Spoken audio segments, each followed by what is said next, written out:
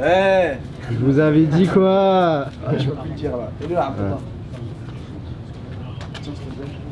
Comment ça se passe pour les questions, s'il vous plaît? Il y a C'est quelqu'un qui aléatoire. Ouais. C'est aléatoire? Tout le monde en même temps et tu arrêtes quand tu veux.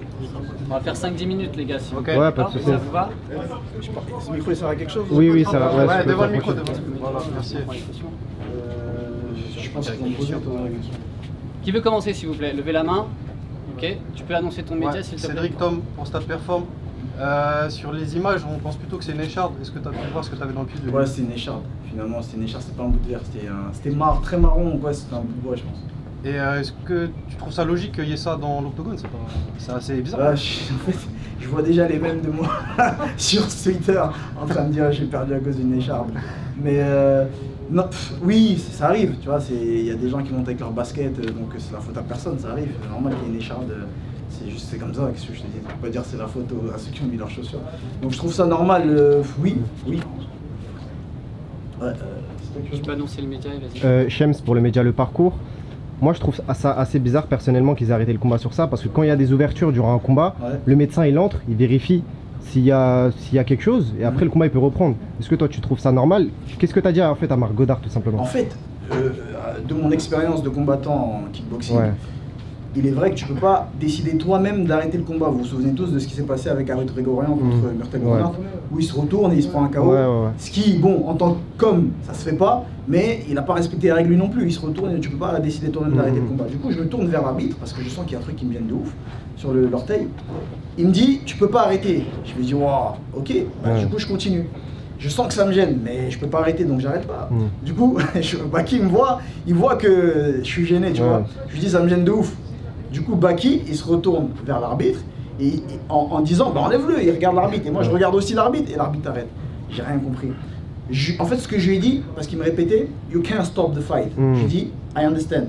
J'ai compris, je peux pas arrêter le combat. You told me that once, tu me l'as dit une fois, j'ai continué. But the second time, mais la deuxième fois, c'est Baki lui-même qui se retourne vers toi et we both, nous deux, on t'a regardé et t'as arrêté. Il me dit, you can't stop the fight. Enfin, il voulait rien savoir. Tu vois, mais je lui ai expliqué, j'ai compris que je pouvais pas arrêter le combat. Mais la deuxième fois, c'est pas moi qui ai arrêté le combat, on t'a regardé tous les deux. Tu vois, donc dans ce cas-là, bah, avertis-le aussi, tu vois. J'ai rien compris. Ça arrive à quel moment du combat? T'étais pas là? Non, si, j'étais là, mais je veux dire, non, l'écharde, tu l'as senti à quel moment? Bah, quand je l'ai dit à l'arbitre, c'était 10 secondes avant. Ok. En fait, au début, je frotte mon pied, je me dis, bon, c'est un truc qui gêne, tu vois. Mais en fait, non, j'ai senti que c'était une écharpe, parce que ça piquait vraiment, tu vois. Attends. David. Ouais, alors attends, je vois pas. Ici, David. Ilias, vas-y. Il est trop Petit grand. Ilias, c'est petit. Je te croyais plus grand. Ça va, tu vas bien? C'est peut-être une belle question que je vais poser, mais est-ce qu'une revanche immédiate était prévue automatiquement dans le contrat en cas de défaite ou pas?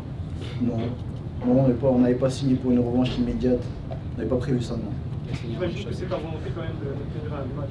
Bah, il n'y a pas eu de combat, tu vois, de un, le public il a envie de le voir, je pense que vous aussi, je sais pas, vous avez envie de voir un combat entier.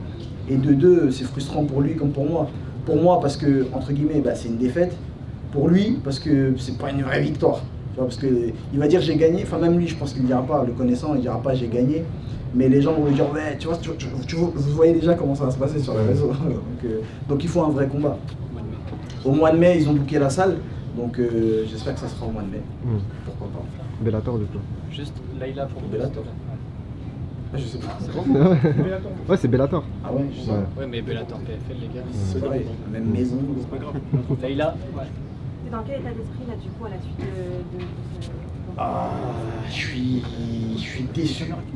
Déçu parce que je voyais souvent ce genre de décision à la télé avec le même arbitre. Et lui, il faut le mêler. avec le même arbitre souvent. Et à chaque fois quand je voyais ça, je me disais, ah, j'espère jamais que ça va m'arriver. J'espère que ça va jamais m'arriver. Ce genre de situation où tu sais, tu fais quelque chose et l'arbitre il t'arrête. Et là, j'étais chaud. En plus, quand il a fait ça, je me suis dit, non, il est pas en train d'arrêter. Là, je me suis dit, je suis déçu. Je suis déçu parce que je voulais, premièrement, faire plaisir au public, deuxièmement, faire plaisir à ma famille qui était là. C'était mon rêve, Bercy. J'étais jaloux de l'UFC quand j'ai vu tous ces Français combattre à l'UFC. Je voulais que ce soit mon tour. Enfin, c'était moi, main event. Je voulais que ce soit ma soirée, notre soirée, qu'on kiffe tous ensemble, public français. Et là, que ça se termine comme ça, c'est décevant. Mais ça aurait pu être pire. Donc, Alhamdulillah. Ouais, vas-y. Mais bon, c'est de la J'ai- boxe, ouais. donc je peux pas dire ça. Shahid, pour une même propagande, on a enfin vu ton sol pour la première fois. Ah, dans je un voulais pas le combat. montrer. Et on a vu des très bonnes choses. Ah, Boto. Au niveau du striking, on sentait que tu préparais ton KO, que tu étais plus proche de Baki. Qu'est-ce qui t'a manqué pour le finir dans le deuxième, voire dans le début? Alors, pour vous dire, pour parler honnêtement, j'ai dit que j'allais le mettre KO au premier round, c'était une stratégie. Je savais que j'allais pas le mettre KO au premier round. Et je voulais pas le mettre KO au premier round. Pourquoi? La stratégie c'était la suivante, c'était pour qu'ils craignent le KO au premier round. Et pour que, en fait, une fois que le premier round passe, qu'ils se disent ah c'est bon, en fait c'est bon, là je peux me libérer. Et pour qu'ils s'ouvrent au deuxième ou au troisième round. Et là, le mettre KO si ça passe. Tu vois. Mais moi dans la tête, ma stratégie c'était de faire 3 rounds. 3 rounds relâchés et le KO il viendrait tout seul. Maintenant, c'était quoi la deuxième partie de ta question? C'était qu'est-ce qui t'a manqué entre Ah, qu'est-ce qui m'a manqué? Non, il m'a rien manqué. Moi, franchement, je me voyais pas le mettre KO. Là, je te parle de l'état d'esprit dans lequel je suis maintenant. Maintenant que j'ai passé deux rounds dans la cage avec lui, je me vois pas le mettre KO dans l'état d'esprit où il est là parce que il se méfiait que du KO. Tu vois, il se méfiait que du KO. Il tournait beaucoup. Il voulait pas prendre de coups. Donc c'est très difficile. À l'instar du combat que j'ai fait avec Title Shy, c'est hyper compliqué de mettre KO quelqu'un entre guillemets qui court. Tu vois. Donc là, ma stratégie, après le premier round, je me suis dit, ah d'accord, j'ai compris son game plan, dès que je balance une jambe, il m'emmène au sol. Moi, je craignais pas le sol avec lui, comme je vous ai dit, s'il m'emmène 100 fois, en vrai, je vais me lever 100 fois, tu vois. Et physiquement, je suis prêt, et comme vous l'avez vu, je voulais pas montrer mon sol, malheureusement, je l'ai montré. Et du coup, moi, je me voyais gagner là, au troisième round, prendre le deuxième, et le troisième. Premier, c'était compliqué, parce que je pense qu'il a marqué pas mal de points avec ses amis au sol, et ça m'a surpris, oui et non. Il y avait égalité sur le score 15. Égalité sur le premier? Premier, deuxième, vous êtes à égalité 19-19 Et ça allait se jouer sur le troisième du coup? Ouais, c'est ça. D'accord, ok. Donc moi je me voyais gagner le troisième et je comptais plus du tout aller au sol au troisième parce que j'avais compris son timing, etc. Donc c'était ça ma stratégie, gagner au point au troisième. Encore 2-3 questions s'il vous plaît. Yep. One in English, yes. In English. Cedric, he looked hurt in the end of the second round. How confident were you that you could knock him out in the third? Donc ce qu'il dit c'est que, I will explain in English after. Ce qu'il dit c'est qu'il avait l'air touché, entre guillemets, amoché à la fin du deuxième. And what did you say? He looked hurt and then what? He looked hurt in the second. How confident are you that you would Ah have ok. finished him? Est-ce que j'étais confiant? Comment j'étais confiant pour le troisième round? I was very confident because I knew that his game plan was to settle the takedown by taking by a single leg or double leg, but with the timing.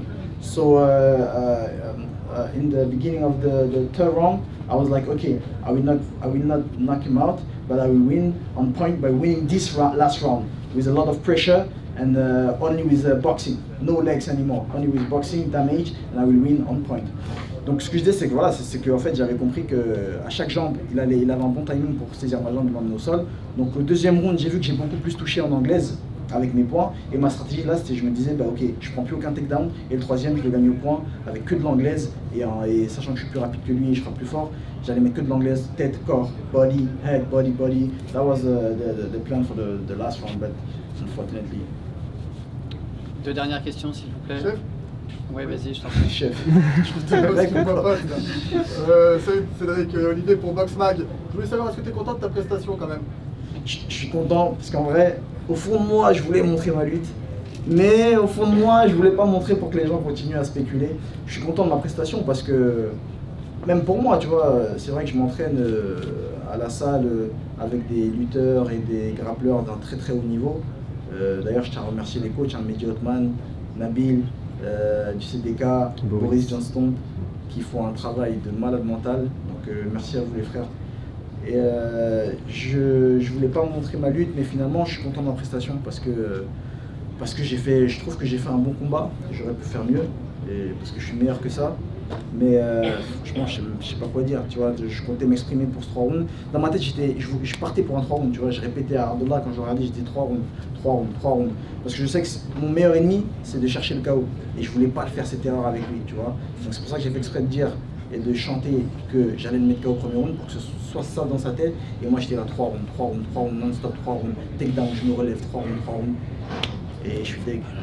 T'as été surpris de sa vivacité? Il était vraiment très vif quand même. Qu'est-ce qui m'a surpris? Non, parce que j'ai vu dans ses yeux. Je savais qu'il avait un game plan, je savais que c'était le combat de sa vie, donc j'ai pas été surpris. C'est juste, À la première année au sol, je me suis dit, eh ben voilà, ça y est, tu l'as, vas-y maintenant exprime-toi. Ça y est, c'est ce que tout le monde voulait voir. Donc ça m'a juste fait sourire un peu la première année au sol.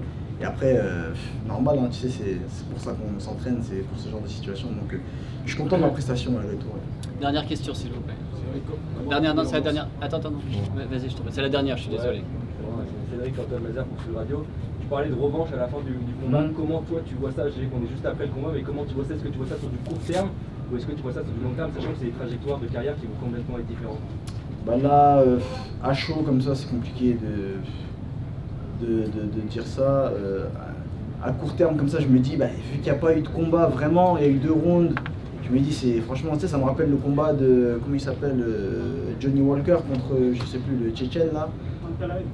Voilà, il n'y a rien eu, c'est frustrant, tu te dis, bon, chacun peut dire ce qu'il veut, chacun peut dire, ouais, mais Baki gagnait déjà, oui, mais non, Cédric, il avait l'avantage. Et là, on reste sur notre fin, donc forcément, on a tous envie de voir, entre guillemets, un combat, j'aime pas le mot revanche, on a tous envie de voir un combat. Mais c'est vrai que, étant donné qu'il y a des trajectoires différentes, je sais pas, après, c'est... Toi, t'es prêt à le faire prochainement? Ah oui, je veux que j'aille où? En vrai, c'est la suite logique. Normalement, c'était Baki, puis Jason Jackson pour la ceinture super champion. Donc logiquement, ouais, c'est ce que le public veut. Et en vrai, il faut donner ce que le public réclame, tu vois. Merci à tous, merci beaucoup. Merci. C'est bon, laissez passer s'il vous plaît. Laissez passer s'il vous plaît. Merci.